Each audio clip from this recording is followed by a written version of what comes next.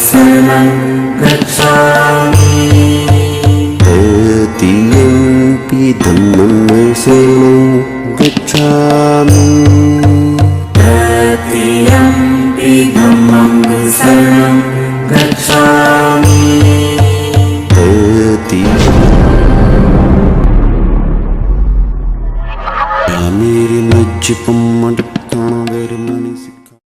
धम्म प्रकाश उत्सव या दीपावली या दिवाली। दिवाली दीपावली भारत ही नहीं पूरे एशिया का बहुत ही प्रमुख एक उत्सव है, फेस्टिवल है। और ये उत्सव और फेस्टिवल इसलिए ज़्यादा इम्पोर्टेंट है क्योंकि ये बहुत ज़्यादा प्राचीन और पुराना है, मगर किसी को भी आज तक इसकी सही जानकारी नहीं है कि दीपावली, दिवाली या धम्म प्रकाश उत्सव कब से कैसे आरंभ हुआ। क्योंकि भारत की सभी पुरानी किताबें अगर इतिहास की हम छानें तो उसमें भी नहीं मिलता, और जो बिना इतिहास की किताब हैं जिनमें ना समय है, ना प्रकाशक है, ना लेखक है, ना राइटर है, ना ही स्थान है, और ना ही उन किताबों में ये जानकारी है कि ये पहले कहाँ से चला, या जो इसमें जो जानकारी है उसकी कोई ऑथेंटिसिटी या उसका कोई पत्थर या उसकी कोई लिखा कोई नाम पर मिलता हो। इसका मतलब जो दीपावली या जो धम्म प्रकाश उत्सव है वो पुराना है काफ़ी, मगर बुद्ध का जो साहित्य है, यानी बुद्ध ने जो ऐतिहासिक साहित्य लिखा हुआ है उसके साहित्य में जो श्रीलंका में मिलता है दीपदान करके, वहाँ से एक लाइन मिलती है जो बताई जाती है और जिसका जिक्र जो सम्यक प्रकाशन के शांति स्वरूप बौद्ध जी हैं उन्होंने अपनी वीडियो में किया है, दीपदान करके, जहाँ दीप दिए जाते हैं, तो उन्होंने उसका नाम दीपदानोत्सव वहाँ से लिया। मगर धम्म प्रकाश उत्सव यानी जो दीपावली है, वो दीपावली ये तो तय है कि वो बुद्ध के बाद आरंभ हुई है, और चूंकि इसका नाम धम्म प्रकाश उत्सव है, धम्म का प्रकाश है, तो ये भी तय है कि ये धम्म की दीपावली है। धम्म की दीपावली है तो यानी धम्म की दियावली है, और ये धम्म के बाद आरंभ हुई है। जब धम्म आया उसके बाद, तो बुद्ध के बाद आरंभ हुई है और धम्म की खुशी में आरंभ हुई है। क्योंकि अगर आप एक बार कोई दीप जलाते हैं तो दीप शब्द कहाँ से आता है? दीप शब्द आता है बुद्ध के इतिहास से। जब हम कहते हैं अत दीपो भव, यानी अपना दीपक हो जाओ, अपना दीपक बनो, अपना दीपक हो, तो इसका मतलब है कि दीपक क्या करता है? प्रकाश देता है। तो यानी कि आपको अपना प्रकाश खुद बनना है। तो आप जलेंगे तो है नहीं दीपक की भांति, यानी आपके अंदर एक लौ या बाती तो है नहीं कि कोई आग लगा के प्रकाश देगा। तो खुद को कैसे जलना है और खुद को कैसे प्रकाश देना है, ये उदाहरण बुद्ध ने सेट किया और बुद्ध ने बताया। तो बुद्ध ने ही कहा अत दीपो भव, यानी बुद्ध पहले खुद जले, जलने के बाद में, जलने का मतलब है तप किया, साधना की, विपස්සना की, मेडिटेशन किया, साध किया, जिसको श्राद्ध भी बोलते हैं, साध किया। तो जो साध किया, साधना की, तप किया, मेडिटेशन किया, विपස්සना की, उसमें वो जले। 6 साल तक उन्होंने मेहनत की। उसके बाद जो प्रकाश आया, प्रकाश आया, वो प्रकाश को धम्म के नाम से जाना, क्योंकि धम्म का मतलब है अहंग धारण, यानी जो मैं धारण करता हूँ, यानी जो वस्तुएं धारण करती हैं, यानी जो प्रकृति है, जो नेचर है, जो नेचर का लॉ है। तो उस नेचर के लॉ की वजह से इसका नाम धम्म प्रकाश उत्सव पड़ा। तो जाहिर सी बात है उत्सव का मतलब है कि वहाँ जितने भी लोग हैं उन सब में इसका वास कराना, उन सबको बताना। जो उत्सव हुआ है वहाँ सारा सम्मेलन हुआ है, तो ये धम्म के आने के बाद हुआ है। और जाहिर सी बात है कि धम्म के बाद में जो उत्सव स्टार्ट हुए हैं वो बुद्ध ने ही आरंभ किए हैं। तो ये तय है, इसमें कोई झगड़ा नहीं है कि ये बुद्ध से आरंभ होती है। और बुद्ध के अत दीपो भव से दीपक आया है। दीपक नाम पाली के अंदर ही पहले से है, और दीपक से ही बहुत सारे शब्द बने हैं, और दीप दान भी वहीं से बना है, यानी प्रकाश का दान करना, धम्म के प्रकाश का दान करना। इसका मतलब कोई ये ना समझे कि एक दिया लिया, क्योंकि दिया से दियावली बनी है, दिवाली बनी है, और दीप से दीपावली बनी है, दोनों का मतलब एक ही है। दिया जो शब्द है वो बाद में आया है, दीप शब्द पुराना है, बुद्ध से पहले का। तो वो जो शब्द है जहाँ से ये दीपों की आवली बनी है, आवली का मतलब होता है पंक्ति बनाना, लाइन बनाना। कैसी लाइन बनाई है? एक तो आप कह सकते हैं कि दिए से दिए जलाना और लाइन में लगाना दीपावली हो गई आज के समय। मगर धम्म प्रकाश दीपावली बनानी हो या धम्म प्रकाश की दिवाली मनानी हो तो धम्म के प्रकाश की लाइन लगानी है। ये लाइन बुद्ध ने बनाई जब बुद्ध ने सभी लोगों को लगातार लाइन लगाकर धम्म सिखाया, और सबसे पहले अपने गांव से, अपने कपिलवस्तु में जाकर अपने परिवार के लोगों को वहां से उनको लिया और वहां से उनको सिखाया। जब उनके पिता ने बहुत ज़्यादा कोशिश की कि वो एक बार गांव आए, तो वो गांव आए, यानी कपिलवस्तु आए, अपने कबीले में आए। और कबीले में जब वो आते हैं तो आने का नियम बुद्ध ने बनाया है कि कोई भी भिक्खु बारिश में कहीं नहीं जाएगा, बारिश में वहीं रहेगा, उसको वत्सावास करना पड़ेगा। बारिश में जाना आसान भी नहीं है क्योंकि बारिश हो रही है, कीचड़ है, पक्की सड़क तो है नहीं, ईंट तो है नहीं, और पत्थरों की सड़क बहुत बाद में अशोक ने बनवाई है।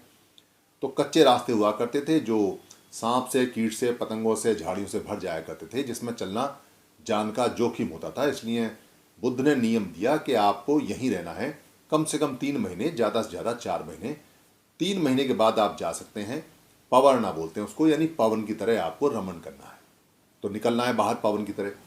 तो जाने का समय है, 15 दिन हो चुके हैं, जाना शुरू कर दिया भिक्खु ने। तो जो शुद्धोधन का निमंत्रण आता है उनके पिता का, तो उसको स्वीकार करते हैं, और जैसे ही पवरना आती है उसमें तैयारी करते हैं, और भिक्खु संघ चल देता है कपिलवस्तु की तरह। जब कपिलवस्तु जाता है तो वहाँ जो पहुँचना है, तो खबर आती रहती है कि अब बुद्ध यहाँ पहुँच गए भिक्खु के साथ, अब भिक्खु संघ के साथ बुद्ध यहाँ पहुँच गए हैं। और जो वो पहुँचने वाले हैं जिस दिन, उस दिन अमावस आना है, अमावस की रात आनी है, तो यानी अमावस को वो सुबह सुबह वहाँ पहुँचेंगे। तो देखिए क्या होता है। दरअसल वहाँ चावल की फसल आई हुई है, इन दिनों चावल की फसल आ जाती है। चावल की फसल को तंडुल बोलते हैं, चावल के दानों को तंडुल। और तंडुल नाम बहुत फेमस है, मगर अभी हटा दिया गया है।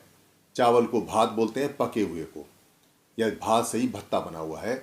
और चावल शब्द जो आया है वो बाहर से आया है, पाली का शब्द चावल नहीं है। तो इसको तंडुल बोलेंगे, इसको भात बोलेंगे, इसको ओदन बोलेंगे। ओदन से ही नाम है। जो बुद्ध के पिता का नाम है शुद्धोधन, यानी साफ चावल। और जो अमितोदन है, यानी कि अमित यानी कि जिनकी आभा खत्म ना होती हो ऐसे चावल। या जो सुक्कोधन है, उनके चाचा हैं, तो इसका मतलब है सफ़ेद चावल, यानी ओदन से है। ओदन माना भी चावल होता है, पके हुए भात होता है। तो तंडुल जो होता है, मगर सारे जितने भी ग्रेन्स होते हैं उनको दही बोलते हैं। और दही से धान्य बना है, और दही से ही धन बना हुआ है। यानी जितने भी हैं, चाहे वो जौ के दही हैं, धान्य हैं, ग्रेन्स हैं, दाने हैं, या वो गेहूं के दाने हैं, या वो मकई के दाने हैं, किसी के भी, या बाजरे के दाने हैं, उन सबको दही बोला जाता था।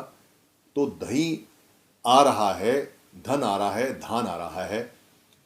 तो इसको कैसे प्रदर्शित करते हैं, क्योंकि पुराने समय में जो महिलाएं थीं वो प्रधान थीं घरों की। तो प्रधान कौन है? प्रधान है महामाया, है नहीं, प्रजापति गौतमी। तो प्रजापति गौतमी दोनों बहन रही हैं। महामाया तो 1 हफ्ते बाद जा चुकी थी उनके पैदा होने के बाद। तो अब प्रजापति गौतमी हैं। तो प्रजापति गौतमी जो वहाँ हैं और धान की पूरी मालिक हैं। तो आपने एक फ़ोटो देखा होगा जिसमें एक महिला बैठी हुई हैं और ऊपर से 2 हाथी दही को और धान को लगातार डाल रहे हैं। अभी तो वो फ़ोटो बहुत ज़्यादा प्रचलित है, जिसमें वो लाखों धान डालें, लक्ष्मी हैं, यानी कि लाखों की संख्या में दही डाल रहे हैं, तो उसको धन बोल दिया, और लक्ष्मी को, लाखों को आज के समय लाख बोल दिया। तब लाख की गिनती नहीं हुआ करती थी, अभी लाख की गिनती है। लाख का मतलब ज़्यादा, जिसमें चिन्ह हो, जिसके बहुत ज़्यादा ढेर हो। और कोटि माने जिसका शिखर बना हुआ हो, कोटि राशि मतलब जो शिखर का ढेर हो, उसको कोटि राशि बोलते थे। इसमें इतने हैं जो गिने नहीं जा सकते। अभी कोटि को करोड़ों बोलते हैं। तब ये शब्द खाली लक्ष्मी या लख या लाख और या कोटि हुआ करते थे। तब ये करोड़ नहीं थे, तब ये लाख नहीं थे। तो ये बहुत छोटी छोटी बातें जो दीपावली से संबंधित हैं, ये कमाल की जानकारी इसलिए है क्योंकि बुद्ध रास्ते में है और चल रहे हैं। तो क्या आ रहा है? धन तंडुलवंती।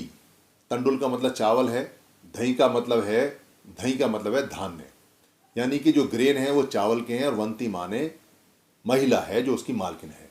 तो इसको धन तंडुलवंती का नाम बाद में धनवंतरी पड़ा, और धनवंतरी से ये धन तेरस पड़ गया, क्योंकि ये 13वें दिन आता है।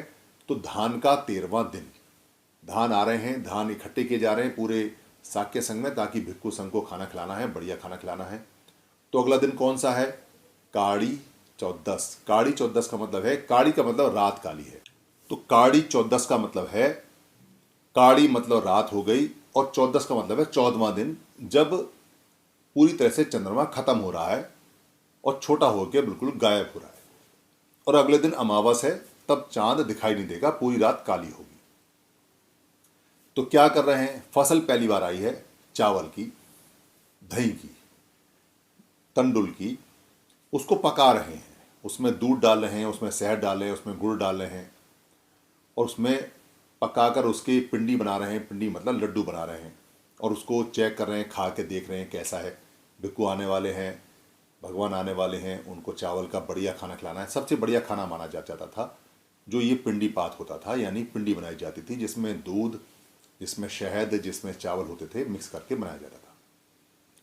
तो वो सारी तैयारी कर रहे हैं और वो घरों के आसपास उजाला भी कर रहे हैं। दिए तो रोज ही जलाते हैं, कोई ऐसा नहीं है कि वहाँ हमेशा अंधेरा रहता हो, क्योंकि दीप तो बन चुका है पहले से। दीप की जानकारी तो पहले हो चुकी है, दिया बाती की जानकारी हो चुकी है। समाज में ये पता चल चुका है कि अगर तेल डालेंगे और उसमें एक बाती डालेंगे, आग लगाएंगे तो जलती रहती है, उससे प्रकाश होता है। ये जानकारी मनुष्य को हो चुकी है। तो कोई ऐसा उत्सव तो है नहीं कि प्रकाश जलाना है, क्योंकि प्रकाश तो समय के अनुसार बहुत पहले से हो रहा है। मगर प्रकाश का उत्सव है तो हम इसमें दरअसल धम्म लगाना भूल गए। क्यों भूल गए? क्योंकि उस समय तो कॉमन बात थी कि धम्म सिखाना है, धम्म का प्रकाश है। आज भी बहुत जगह प्रकाश उत्सव मनाते हैं अपने गुरुओं का। लोग कहते हैं हम अपने गुरु का प्रकाश उत्सव मना रहे हैं, क्योंकि उन्होंने प्रकाश दिया था ज्ञान का, तो प्रकाश उत्सव मनाते हैं लोग। तो ये प्रकाश उत्सव यानी धम्म प्रकाश उत्सव बहुत पहले से, बुद्ध के बाद या बुद्ध के समय से स्टार्ट होना शुरू हुआ। तब ये दीपावली के नाम से नहीं होगा, या दियावली के नाम से, या दिवाली के नाम से नहीं होगा।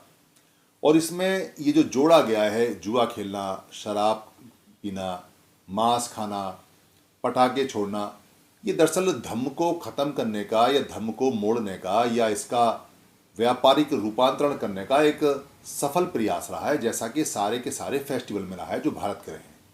भारत के सारे फेस्टिवल जितने भी हैं वो कृषि प्रधान हैं। कृषि रहे यहाँ पर, या जानवर प्रधान हैं, या पारिवारिक प्रधान हैं, वो प्रधान रहे हैं। तो ये जो फेस्टिवल रहा, क्योंकि अब बुद्ध आ गए हैं, आके वो रुके हैं, पहुँच गए हैं दीपावली में, तो उस दिन इसको कहते हैं कि ये प्रकाश का दिन है। आज भगवान आए हैं तो प्रकाश देंगे, तो वो धम्म का प्रकाश देना शुरू करते हैं। और धम्म का प्रकाश दे रहे हैं तो अगले दिन नाम क्या पड़ता है? गोवर्धन। अब गोवर्धन जो शब्द है, धन का मतलब किसी भी हालत में पैसा और रुपया नहीं है, क्योंकि पैसा रुपया तो उस समय था नहीं। कोई चेक नहीं है, कोई अकाउंट नहीं है, कोई सोना नहीं, कोई चांदी नहीं।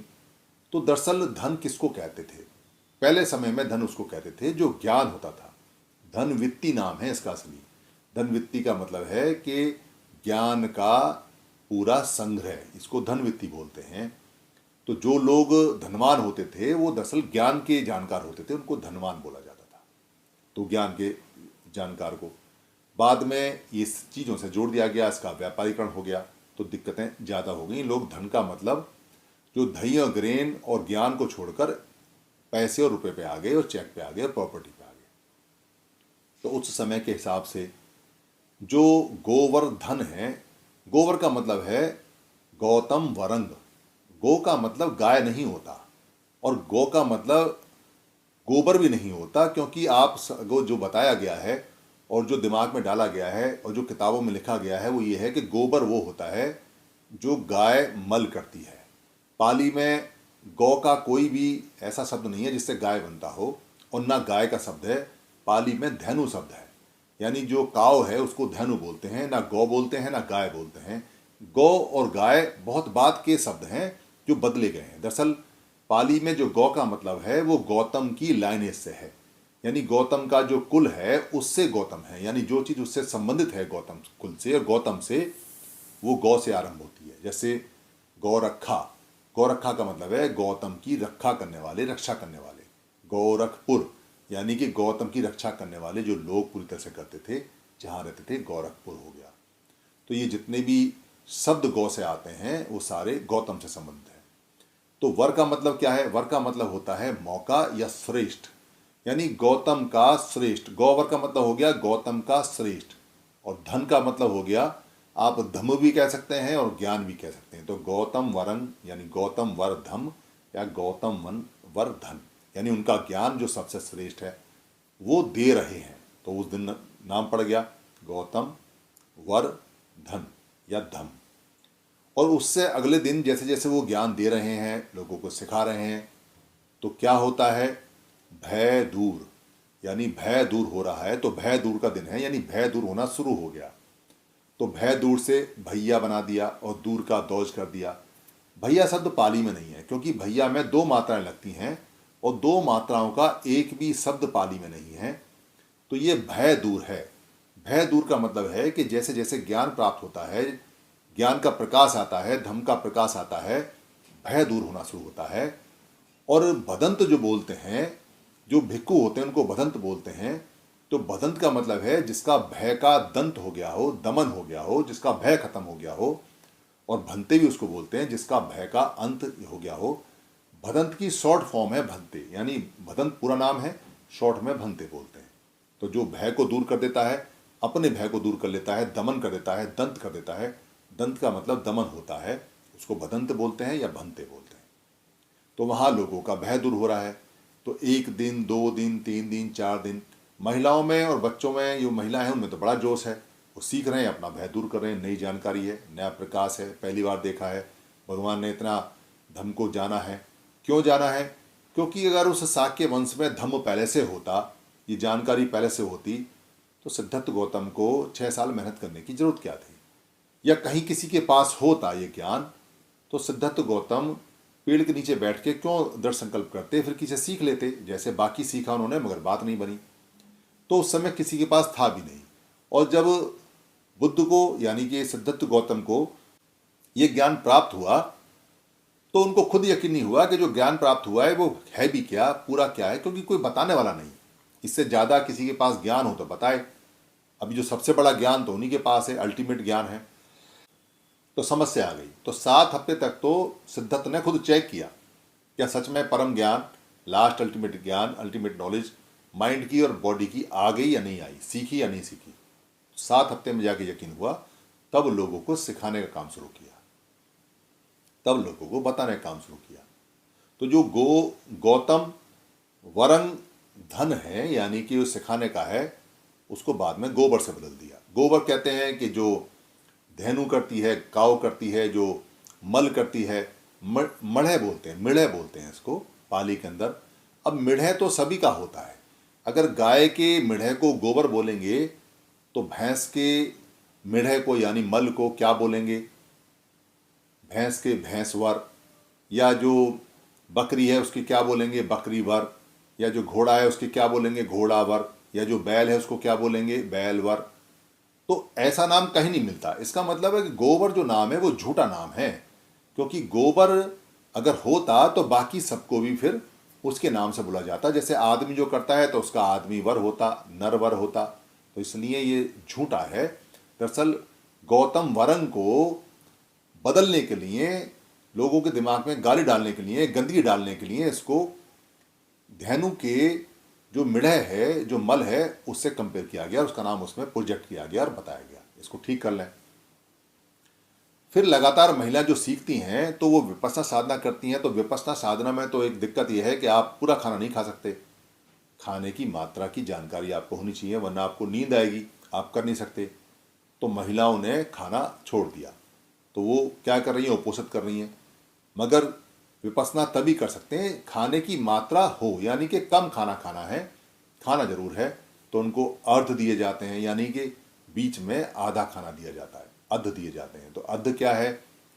उनको अर्ध में बना के खरना दिया जाता है, जिसको खीर बोले, बाद में छीर बोलते थे पहले। तो छरना, छीर या खरना। तो खरना का मतलब है जिसमें वो दूध और चावल का मिला के उनको दिया जाता था, वो खरना दिया जाता है। और वो घर के अंदर विपन्ना साधना कर रही है, तो इसलिए ऐसा इंतजाम किया जाता है कि उनको धूप भी लगे और वो स्थिर हैं, बिल्कुल ऐसे स्थिर हैं कि चाहे बेशक वहाँ पानी है तो पानी में भी स्थिर हैं, क्योंकि ध्यान साधना में है। चाहे बेशक वहाँ हवा चल रही है, वहाँ वो स्थिर हैं। तो अगर पानी भी आ गया तो इस तरह है। तो महिलाएं सीख रही हैं, तो 6 दिन हो गए सीखते सीखते, क्योंकि जो दीपावली अमावस है उसको आए थे और अगले दिन से सिखाना शुरू किया, और अगले दिन से सिखाना शुरू करते करते करते भय दूर हो रहा है। तो जब उनका भय दूर हो रहा है तो फिर वो छठे दिन में उनको कन्फ्यूजन पैदा होता है। छठे दिन में बहुत सारे साधक और बहुत सारे जो विपश्यना करने वाले लोग हैं, मेडिटेशन करने वाले लोग हैं, उनको ये भ्रम होने लगता है जो हम कर रहे हैं उससे कुछ हमें प्राप्त हो नहीं रहा है, कुछ होगा भी या नहीं होगा, अरे ये बेकार की चीज़ तो नहीं है, हमें बेकार फालतू में नहीं बैठा दिया, कुछ आया तो है नहीं, कुछ हमारा भला तो हुआ नहीं। ये छठे दिन और 5वें दिन बहुत ज़्यादा होता है, इल्यूजन होता है, भ्रम होता है, घबरा जाता है आदमी। इसलिए इस छठे दिन को खास दिन बनाया गया ताकि उससे निकल सके, इसको छठ बोलते हैं। और जो इससे निकल जाता है वो आगे अपना सारा जीवन सुख में करता है, इसलिए इसको छठ बोलते हैं। तो छठ का बड़ा फेस्टिवल, क्योंकि छठ विजय प्राप्त कर ली ना, विपश्यना साधना में जीत गए, छठा दिन निकाल दिया, तो छठ का दिन उस क्षेत्र में बहुत धूमधाम से मनता है। यानी कि वहाँ जो दीपावली है, बुद्ध के आने का दिन जो है वो इतना धूमधाम से नहीं मनता जितना कि सक्सेस का यानी सफलता का दिन बहुत ज़्यादा बनता है। और उसके बाद में फिर लोग लगातार सीखते रहते हैं। और ये जो गोवर्धन के बाद में जो अगला दिन आता है भैया दूज का, तो भैया दूज आता है, बहन दूज नहीं आता। इससे ये पता चलता है कि भैया जो शब्द है वो फर्जी शब्द है, क्योंकि बुद्ध के समय में महिलाओं की मान्यता ज़्यादा थी, पुरुषों की मान्यता कम थी। अगर पहले आएगा तो बहन दूज आएगा, बाद में आएगा तो भैया दूज आएगा, मगर खाली भैया दूज आता है। इससे ये क्लियर हो जाता है कि झूठा शब्द है, ये दरअसल भय दूर करने का दिन है। तो ये सारी की सारी जो दीपावली की, धम्म प्रकाश उत्सव की, धम्म प्रकाश दिन की, धम्म प्रकाश दिवसों की, या दीपदान की, या दीपदानोत्सव की, दीपदान का मतलब है प्रकाश का दीप देना, जो भी उत्सव का दिन है, ये भारत में और एशिया के अंदर, म्यांमार में, नेपाल के अंदर, और ये थाईलैंड के अंदर, और इधर श्रीलंका के अंदर, जहाँ जहाँ थेरावादी लोग हैं वहाँ आज भी दिए जलाते हैं। और राजस्थान में भी 84,000 दिए आज भी चलते हैं, क्योंकि बताते हैं कि अशोक की जो 84,000 दिए हैं उनकी खुशी में लोग दिए जलाते हैं। 84,000 स्तूप हो सकता है बाद में लोगों ने स्टार्ट किए हों, उसके साथ बना हो, मगर दिए सब जलाते हैं। एक प्रतीक है कि धम्म का प्रकाश फैल रहा है और भिक्खु पवर्णा के लिए निकल रहे हैं, और बुद्ध भी निकल चुके हैं। सबसे पहले वो अपने गांव आए हैं, 6-7 साल बाद आए थे, क्योंकि तब तक राहुल उनका बड़ा हो गया था, और वहाँ उन्होंने पूरा धम्म का प्रकाश दिया, राहुल को भी दिया, अपने बेटे को भी दिया, सबको सिखाया।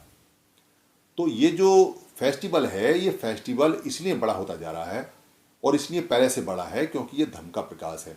अभी मान्यताएं बदल गई, पुरानी जानकारी दब गई, नई जानकारी आ गई, मगर ऑथेंटिक नहीं है नई जानकारी, क्योंकि जो ऑथेंटिक जानकारी है वो बड़ी बहुत ही ज़्यादा लोगों के मन मस्तिष्क में होती है। इसलिए इस दीपावली को या इस धम्म प्रकाश उत्सव को लोग नाम भूल गए, इसका पर्पस क्या था ये भूल गए, मगर उत्सव नहीं भूले। आज भी वो अपने घर में जो दही आती है, दही माता होती है, जिसको लक्ष्मी माता बोलते हैं, लक्ष्मी माता बोलते हैं, जो सिद्धत की माँ का नाम है, जो सिद्धत की माँ है उनकी वो पूजा करते हैं, क्योंकि घर के अंदर बहुत ज़्यादा दही और धान्य आया है। उसकी पूजा का मतलब है कि वो पावन वचन जो बुद्ध के हैं उनको जानते हैं। पूजा का असली मतलब मैंने एक वीडियो बनाया हुआ है कि असली पूजा। तो जब आपको दीपावली पे असली पूजा करनी है, तो असली पूजा का मतलब है कि आपने धम्म को सीखना है, धम्म को जानना है, धम्म को मानना है, धम्म की प्रैक्टिस करनी है। उससे आप सही मायने में जो धम्म प्रकाश है उसको अच्छी तरह से जानेंगे, उन पावन वचनों को जानेंगे। पावन वचनों को जानना ही पूजा होता है। धम्म के पावन वचनों को जानना धम्म की असली पूजा है। यही दीपावली की पूजा है, यही धम्म प्रकाश उत्सव की पूजा है। सोशल मीडिया बहुजन मीडिया है।